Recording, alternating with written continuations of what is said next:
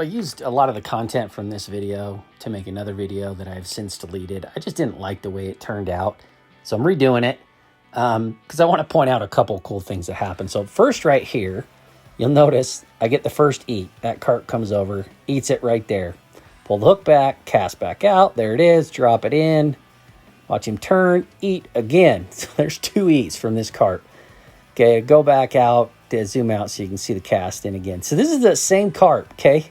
Drag it over him. It's pretty frustrated. Put him over there a 3rd time after 2 misses, and he inhaled it, and we're on. And this is a great carp. I didn't have the scale out or anything with me, but I mean, big shoulders, just a big, really healthy common carp in an area that doesn't have a ton of carp. I found kind of some pockets where they were grouped up, but there really wasn't that many carp overall. But every carp in here was built like a tank. I mean, just big, super strong. Some of these fights were as much as 8 minutes long to get them in. And it's not like these were giants, although I don't know. My guess is 12, 13 pound. I mean, it's a big, solid carp. And every one of them was like that. I don't think any of them were under 10 pounds. And all of them just fought like just crazy. So again there, you saw another eat and a miss. Now I cast out, but I had this other carp coming in, so I kept the cast going, brought it back, put it immediately back down and in. And this was one of my favorites because it came down by his face and he didn't see it.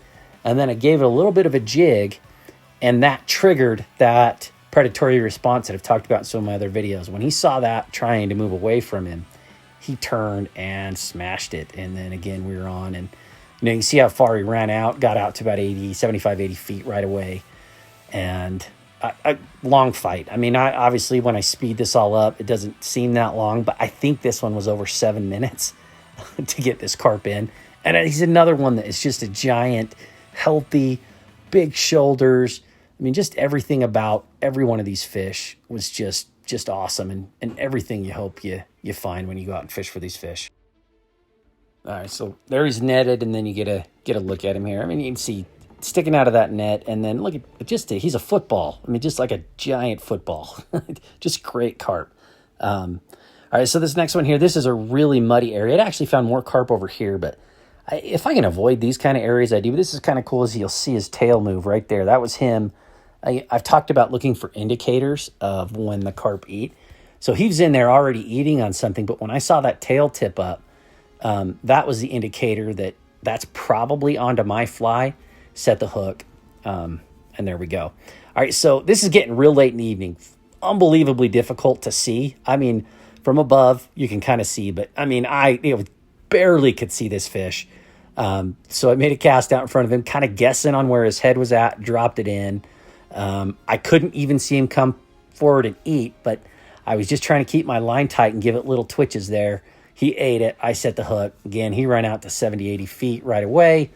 And again, another just incredibly healthy tank of a carp.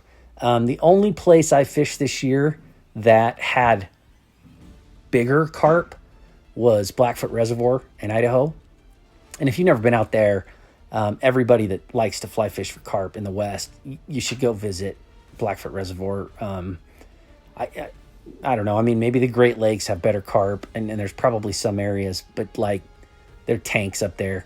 Well, this was the next best I've seen this year. I mean, every one of these fish was just so incredibly healthy, and it was just an absolute blast. Okay, so this is another one that's still late in the evening, and I didn't fish for very long. I was out there in the evening. This was cool because I actually dropped it in for this first one right here. I don't know if he ate it there. He turned on it. Well, I just kind of kept jigging it through until I saw that one turn and suck. So I was actually casting it the one in front of him. Pulled it across. Again, it kind of looked like he ate. I didn't feel anything, see anything that told me he for sure did. And then I just used my rod tip to keep that fly moving until it came in front of that next one. And then I definitely saw the turn and the eat on that one. So awesome fish again. Like you said, not one of these fish. Most years, well, it was a great fish. Let's just say every one of these was an absolutely fantastic fish. It's what I was hoping for on almost all my other trips, is you end up with one of these. And every one of these fish was just a toad. Football thick. I mean, you barely fit my hand around them from underneath. I mean, they were just so thick. So I said there weren't a lot of carp. Okay, I kind of lied. But here's the thing. There weren't a lot outside of a couple areas. And then you catch one there and they're gone. Anyway, guys, thanks for watching. Like and subscribe. I'll talk to you soon.